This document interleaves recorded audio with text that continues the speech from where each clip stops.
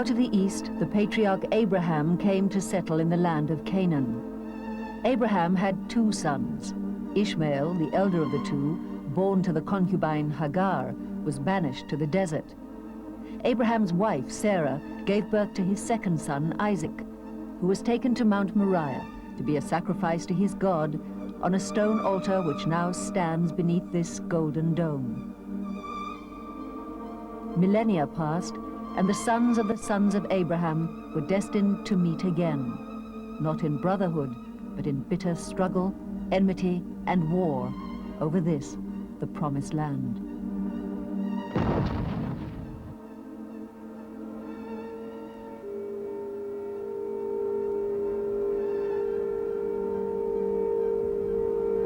Once a year, throughout the nation of Israel, everything comes to a halt. On the eve of Independence Day celebrations, this young country silently honors the fallen of 6 wars.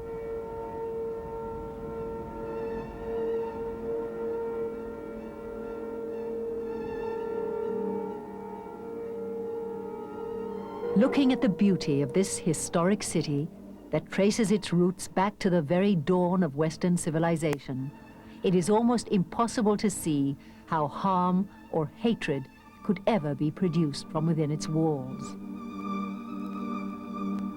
But these are just echoes of the old world, ghosts of generations that said Jews and Arabs must be enemies, for they have always been so.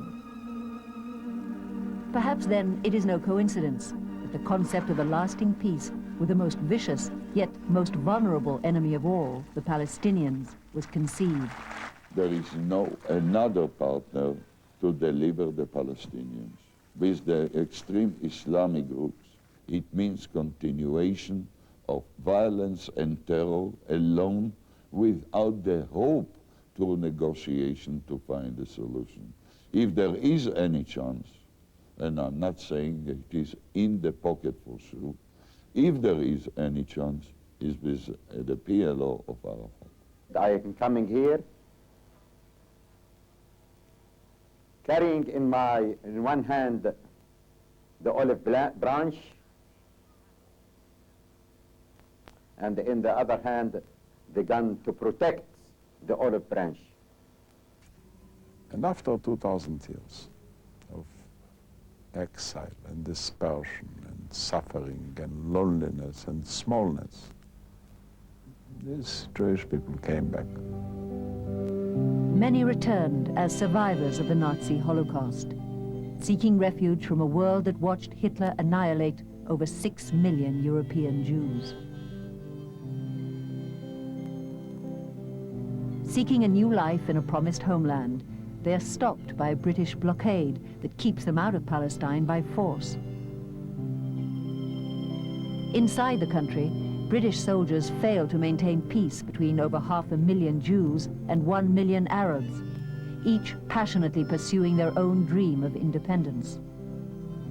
With most Arabs violently opposed to even the concept of a Jewish state, tempers hover around boiling point. As transport and isolated settlements come under increasing Arab attack, life for the Jews of Palestine becomes impossible. In a belated attempt to avert the inevitable confrontation, the United Nations votes to end the British mandate. Australia, yes. On November Brazil, 29, 1947, yes. Palestine was partitioned into 2 separate yes. states, Egypt, one Jewish, one no. Arab. The following day in Jerusalem, 5,000 Arabs march out, burning and looting their way towards the Jewish commercial center. A bomb on West Jerusalem's busy Ben Yehuda Street leaves Jewish dead buried beneath the rubble. Arab snipers make daily life ever more precarious.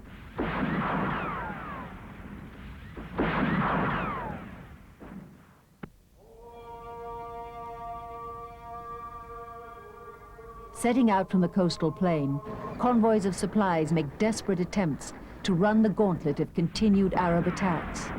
Jerusalem finds itself cut off. In April 48, I appointed a brigade commander of the Harel, the Table Mount Brigade, They had to continue to fight along the road to Jerusalem, to clear the road and to prevent a siege on Jerusalem. In a determined effort to preserve the dwindling reserves of water and food, rationing is now introduced among Jerusalem's 80,000 Jews.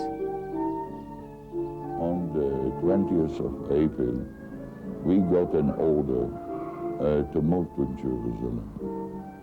Therefore, it was attached to bring about a convoy of 300 trucks that had to supply Jerusalem, and I was ordered to try to conquer and to liberate the whole Jerusalem. It was a very bitter fighting.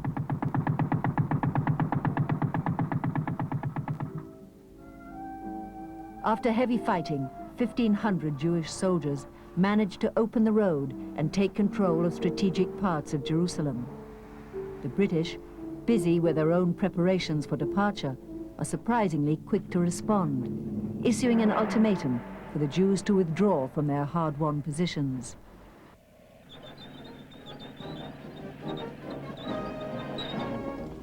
This was to be one of the final acts of the British in Palestine. On May 14, 1948, David Ben-Gurion proclaims the independence of the new Jewish state in the land of Israel. While the last British troops sail out of Haifa Bay, the new Israeli flag is raised over a port now guarded by the first boat in Israel's fledgling navy. But countrywide celebrations were short-lived. The Arab countries decided to attack. Within hours, Egyptian warplanes hovered over the skies of Tel Aviv, releasing their destructive cargo. The Lebanese set their sights on Haifa and Nazareth. Syrian tanks advance on the fertile farmlands around the Sea of Galilee. The Iraqis take up positions in Samaria, hoping to cut Israel in two. Jordan's Arab Legion surrounds Jerusalem. And 10,000 Egyptians cross out of the Sinai Desert to threaten Tel Aviv and Jerusalem.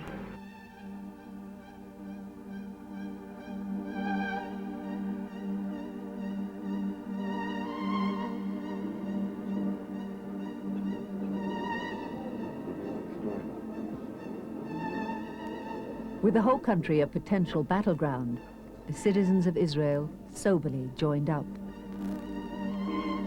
The realities of giving birth to a new country in this volatile region will have dramatic impact on their way of life. Historic consequences which no one could foresee. A small arms industry is started, turning irrigation pipes into primitive mortars and homemade grenades, as the Jews impatiently await the arrival of weapons purchased abroad. Impatient, too, of conscripts swelling the ranks of the Arab Liberation Army. They come to join Iraqi General Fauzi al-Qaukji, who set up positions overlooking the Jezreel Valley, the legendary battlefield of Armageddon.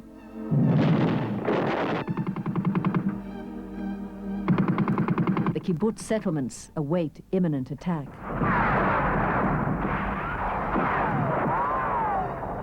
In northern Israel, each settlement battles for its very existence. They have no choice but to repel the invading armies of Syria, Lebanon, and Iraq.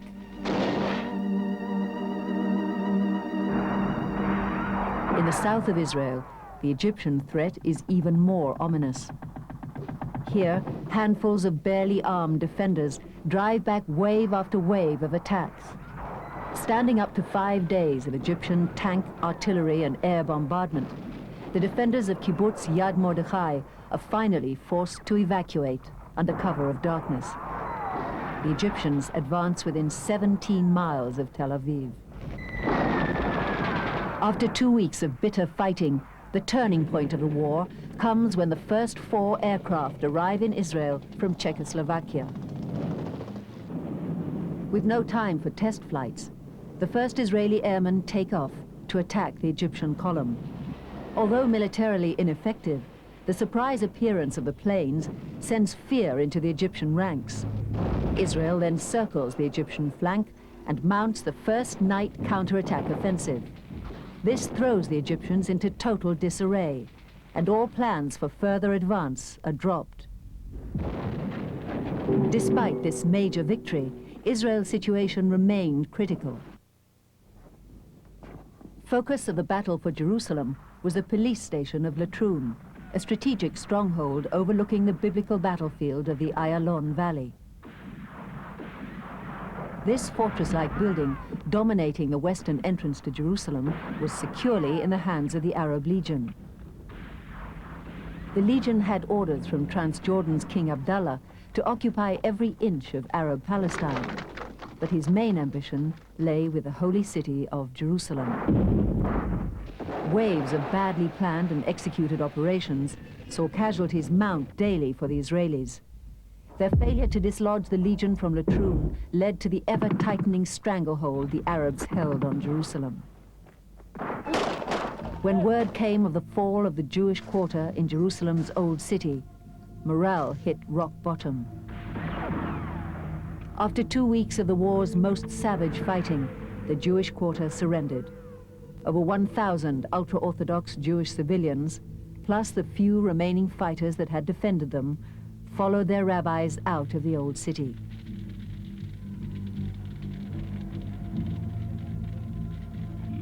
With the city at the end of its limited supplies, the Israelis at last completed a road across the mountains and brought the first convoy in months to Jerusalem. The siege of the city was finally lifted. Over the months that followed, the Israel Defense Forces, the IDF, was forged in fire to emerge as the well-equipped and organized fighting force that stamped its hallmark on Middle East affairs for almost the next half-century. Israel cleared the Galilee and the center of the country. Egyptian forces in the south were routed from the Negev and driven back into the Sinai Peninsula, while King Abdallah annexed the West Bank into his renamed Kingdom of Jordan. But Jerusalem remained a divided city, connected to the rest of Israel only by a slender umbilical cord. The fighting was over and armistice agreements were signed. Demarcation lines drawn on the map would be determined by future wars.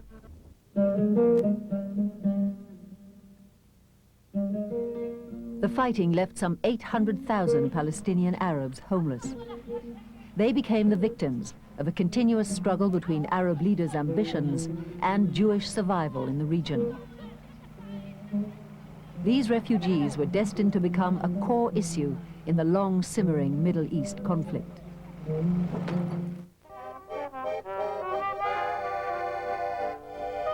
Since its creation, the State of Israel has fulfilled a promise to be a safe haven for Jews around the world. In 1949, a tidal wave of refugees was speeding its way toward the shores of the new state. Tens of thousands arrive every month from the devastation of Europe or driven from their homes in Arab lands. Almost all come penniless to the promised land. The immigrants are housed in tent cities and makeshift camps spread throughout the country. Slowly, the country succeeds in building more permanent homes for the immigrants.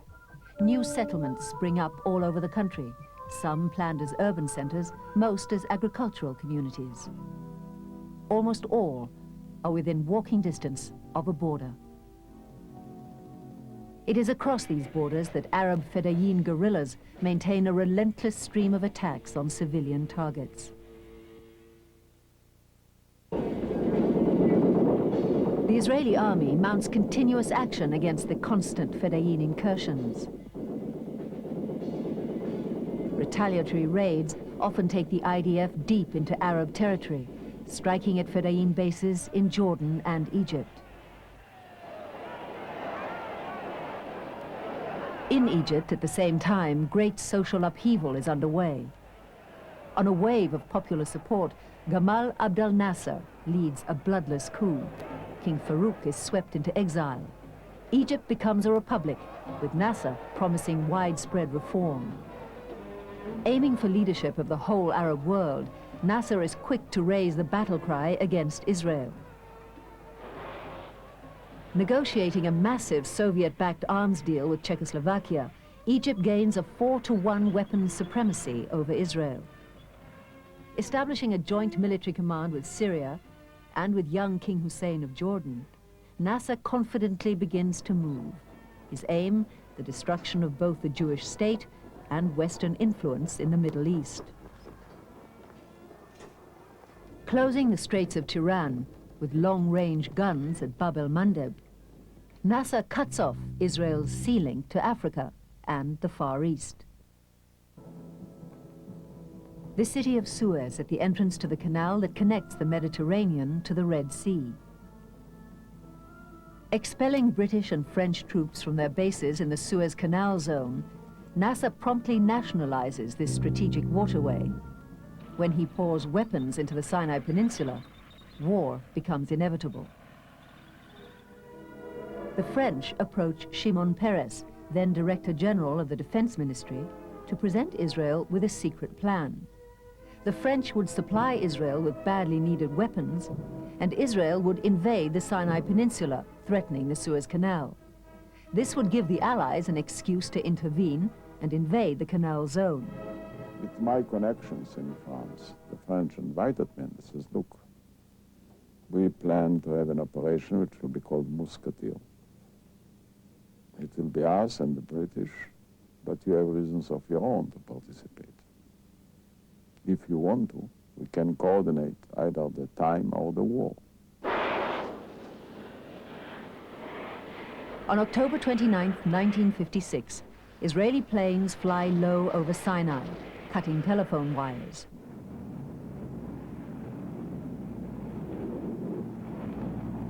Transport planes carry men and equipment that parachute into the Mitla Pass.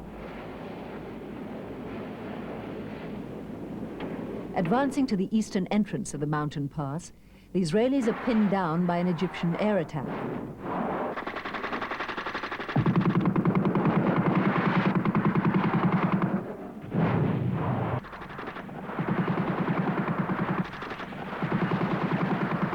The following 7-hour battle sees 38 more Israeli paratroopers and over 200 Egyptian soldiers killed. The rest of the Egyptians retreat from the Mitla, escaping back towards the canal.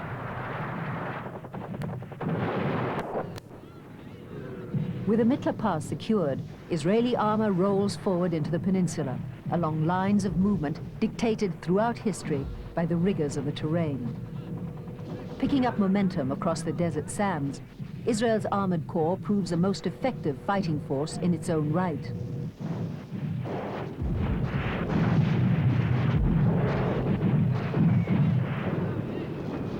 Previously thought of as support for the main infantry forces, this discovery was to shape future Israeli military thinking. So was the need of good air cover. French-built Mystère and Vautour jet fighters attack Egyptian troops, artillery and armor.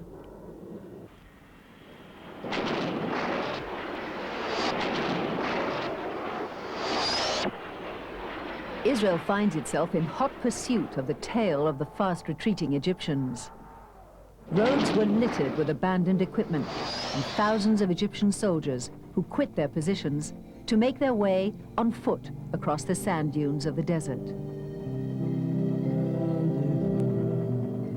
In 100 hours of battle, Israel captured the entire Sinai Peninsula, taking the Suez Canal, cleared the Gaza Strip of Fedayeen guerrillas, and finally destroyed the Egyptian gun batteries at Bab el-Mandeb, reopening the Straits of Tiran to Israeli shipping. The 56 war was part of a major operation that was planned by Britain and France against the regime of Gamal Abdel Nasser. We played a minor role in this operation. On November 1st, as the Allies landed in the canal zone, Suez became an international crisis. Too reminiscent of gunboat diplomacy and too close to nuclear confrontation, America and the USSR demand a unilateral withdrawal. Britain and France quickly buckle to international pressure and withdraw. Reluctantly, and only after UN soldiers are placed in Sinai, do Israeli troops pull out. In Israel, opposition leader Menachem Begin incites massive demonstrations, calling the withdrawal a dishonor to the fighters. As for Nasser, he became the hero who held off the combined might of Western imperialism and the Zionist enemy. One of Israel's few tangible gains from the Sinai War was a flourishing relationship with France. As well as a continued flow of conventional weapons, French assistance helped build Israel's secret nuclear reactor. At that time, to build a nuclear reactor was quite a sensational story. Nobody believed that a small country like Israel can do it. I wasn't impressed by that, but we can do it then, and we did it. And it came out that this created also sort of a deterrent around Israel. It was really foggy, ambiguous. And on many occasions, many people ask, why don't you get rid of the ambiguity and be clear? And our answer is very simple. If ambiguity can create a deterrence, why get rid of it? Why should we tell our neighbors, look, don't you worry, we have nothing. We have never said that we have something.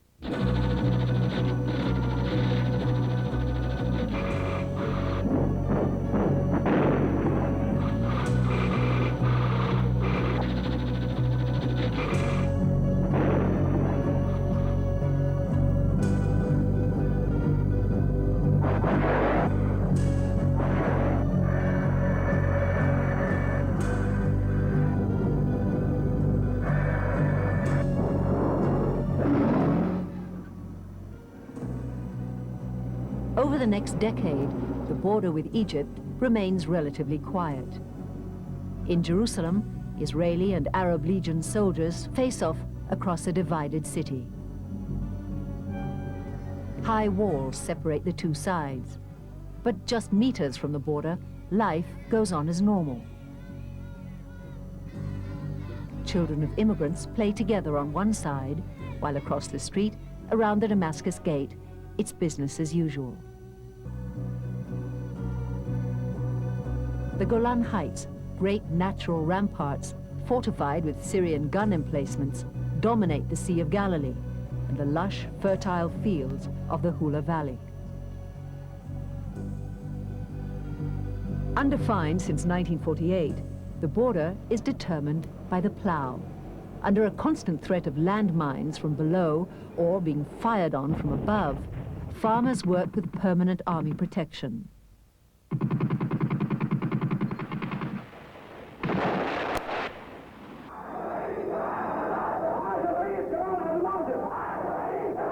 The masses call for jihad, holy war against the Zionists, while Egyptian television sends a clear message to Israel. The Arab nation has decided that the land of Palestine will be purified from your presence. Therefore, pack your belongings and escape now before death finds you. Egypt demands a UN withdrawal from Sinai and Gaza. The whole country waits for war. Chief of Staff Yitzhak Rabin supervises the preparation of one of the most daring battle plans ever conceived.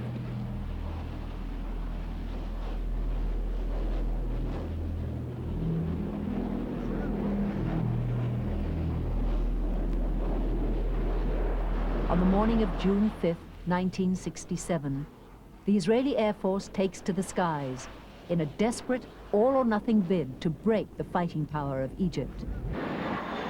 With split-second timing, Israeli jets arrive simultaneously over 11 Egyptian airstrips, just as the Egyptian pilots below were having their morning coffee. Without reducing speed, in one pass after another, they devastate the aircraft laid out neatly on the tarmacs below them.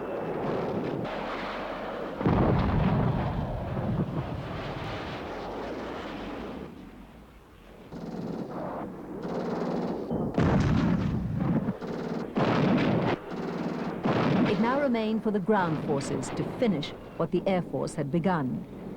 And so they did. In 4 days of almost uninterrupted fighting, with fierce tank-to-tank battles raging across the desert, Israeli armor and infantry breaks the back of 7 Egyptian divisions. We developed advanced gunnery system that brought about tremendous improvement in the accuracy of our gunners. We then really knocked out tanks in 2-kilometer range, which was quite unusual for all the tank forces all over the world.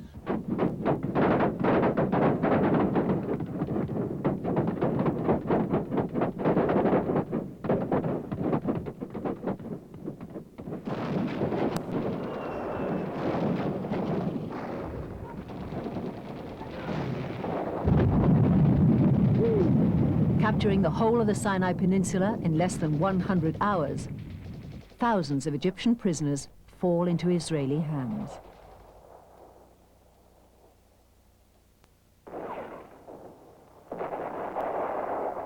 The war with Jordan begins when King Hussein orders his artillery to open fire on Jewish West Jerusalem and along the borders. Told by Nasser that Egypt is scoring spectacular successes, Hussein rushes to join the ranks of the victors. It proves to be a fatal mistake. Israel's reply is a swift 3-day campaign that sweeps the Jordanians from the West Bank and pushes the border back to the Jordan River. Not stopping there, Israeli armored columns press north, straight into action to dislodge the Syrians from the Golan Heights. Under pressure to complete the operation before a ceasefire comes into effect, Israeli armor attacks. In a maneuver they had been specially training for in secret, Israeli tanks cut a road straight up the Golan's steepest slope, exactly at the point where the Syrian defenses are weakest. With a great loss of life in hand-to-hand fighting, the infantry overcomes a near impregnable fortress. When it falls, the Syrian army crumbles. Many Syrians fall prisoner, and finally, Israel occupies the Golan Heights.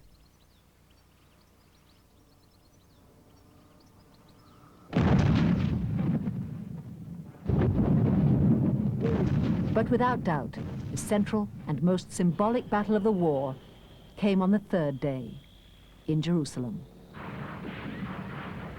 After 30 hours of continuous and bloody fighting, in which they lost over 1 in 5 of their men, a reserve brigade of Israeli paratroopers managed to break in through the walls of the old city, here at the Lion's Gate.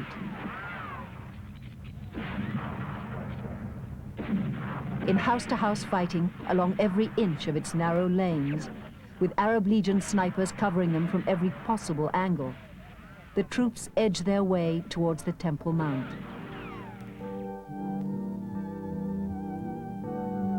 At last, the Western Wall, holiest site of Judaism, is back in Jewish hands.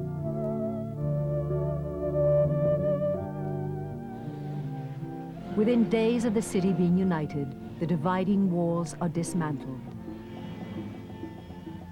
Jews and Arabs mingle on the streets, fascinated to meet one another face to face.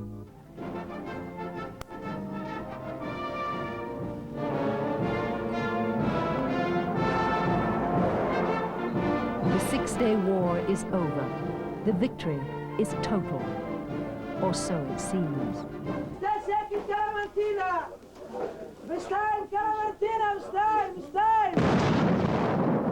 A bomb rips open the Machane Yehuda market in Jerusalem, killing dozens and wounding many more. The car bomb, parked outside a barber shop, was timed to explode on Friday afternoon when the market was full of shoppers.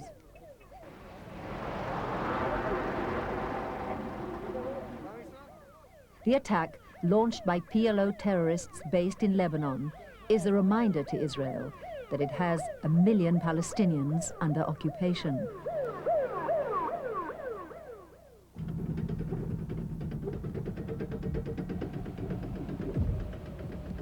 The 6-day war. Where this had been a swift and decisive war, the next, the war of attrition, will prove a long, drawn-out and painful campaign. Trained for mobile and fluid military action, Israel's army reluctantly digs in to a line of defensive bunkers along the Suez Canal. Snipers from observation towers keep the Israelis pinned down in their trenches, unable to raise their heads. The tension remains high. When President Nasser dies, to be replaced by Anwar Sadat, the southern border goes into a state of flux. The lands gained during the Six-Day War quickly become popular tourist sites, and later, new settlement areas for the Israeli people. Oil, discovered under the sands of Sinai, plus cheap labor from Gaza and the West Bank, help create a boom for Israel's expanding economy. As affluence spreads amongst the people, it gives rise to the one thing Israel can ill afford: complacency. The Day of Atonement, 1973, the holiest day of the Jewish year. Nobody drives, no radios play. Believers give up the day to prayer and fasting.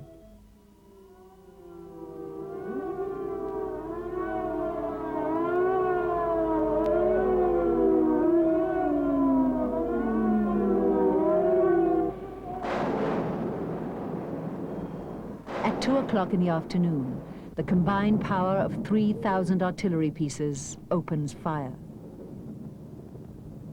The invasion of the Sinai and the Golan Heights begins with a vengeance. Through the barrage, 8,000 Egyptian assault troops cross the Suez Canal in boats. In a set-piece movement practiced to perfection, they establish a bridgehead. 70,000 troops and 1,700 tanks follow them across the bridges. Against them stand a meager 436 Israeli soldiers in isolated fortifications, 7 artillery batteries, and 3 lone tanks on the canal itself. They're overwhelmed. Soon the Egyptian flag flies proudly over the east bank of the canal. Israel's first line of defense, 170 tanks, moves forward, only to be mauled by thousands of Egyptian infantry firing portable Saga anti-tank missiles. By morning, 140 tanks are just burned out shells. And Egypt holds a line 10 kilometers wide, the length of the canal. The surprise was complete. Israeli intelligence swallowed Arab propaganda that Egyptian and Syrian activity was only in response to fears of impending Israeli attacks.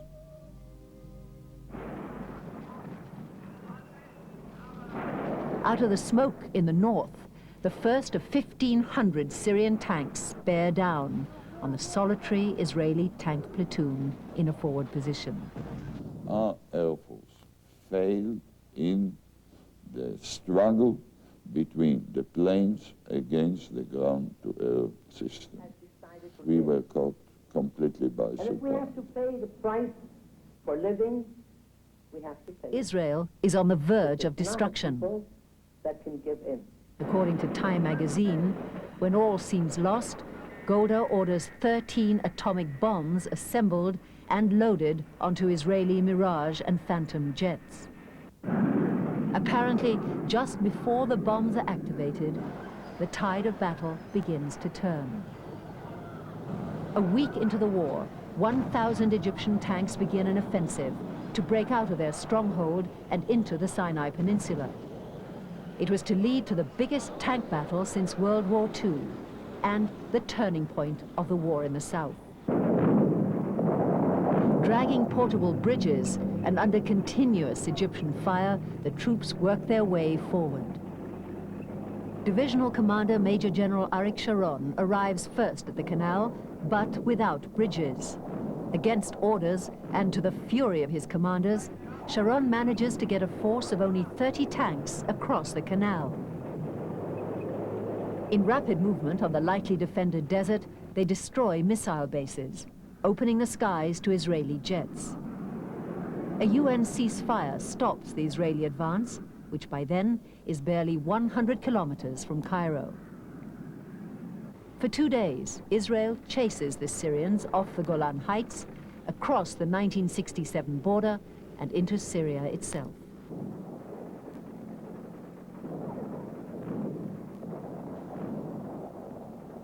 President Anwar Sadat wipes clean the Arab shame of 3 decades.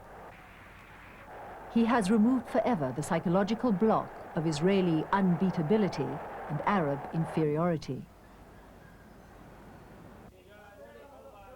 The 1977 elections proved to be a revolution in Israeli politics. Israel goes to the polls and elects longtime opposition leader Menachem Begin, doing away with the Socialist Labour Party. And if that were not change enough, barely 6 months later, President Anwar Sadat of Egypt lands at Tel Aviv airport.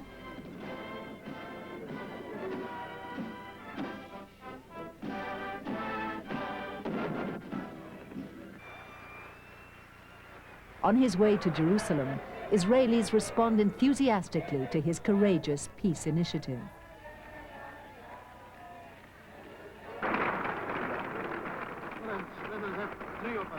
In March 1979, on the White House lawn in Washington, US President Jimmy Carter hosts the signing of the peace treaty between Israel and the largest Arab state. While talks progress towards peace in the south, Israel's northern border is on fire. Katyusha rockets fall on towns and villages every night, fired from PLO strongholds over the border.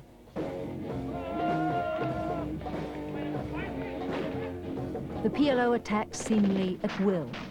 Drawing strength from its leader, Yasser Arafat, it mounts a wave of terror designed to spread fear in Israel and around the world. June 6, 1982, 1100 hours. The first Israeli forces invade the beaches of southern Lebanon as armor and planes roar into action. Defense Minister Arik Sharon assures the Israeli cabinet that the action would be over in 48 hours. Mr. Begin told us that he wants to move the army 40 kilometers from the border for 3 or 4 days, clean it from Katyushas, and then go back.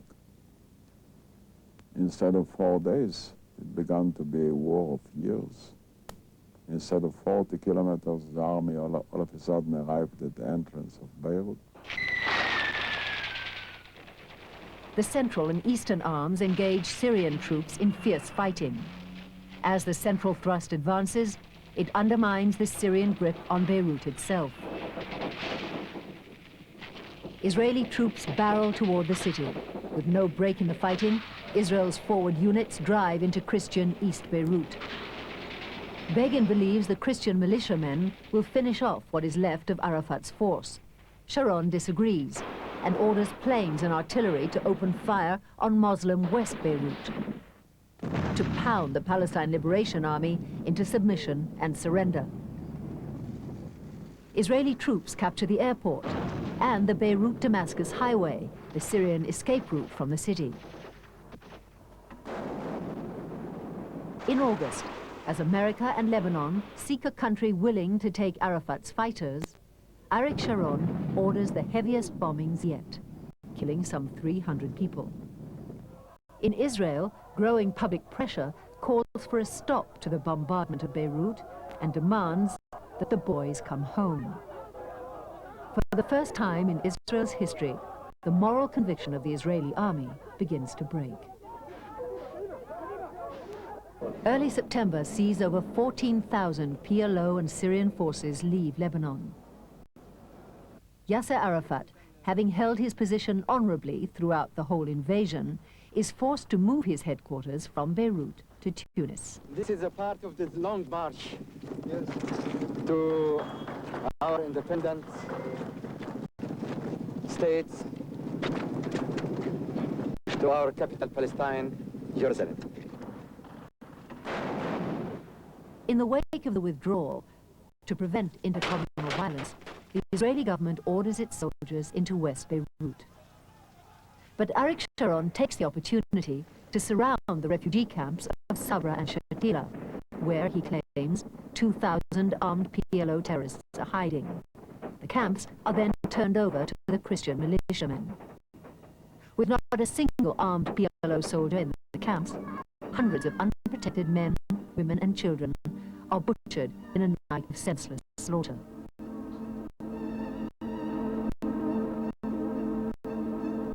The moral ground upon which Israel has always stood is rapidly sinking beneath her feet.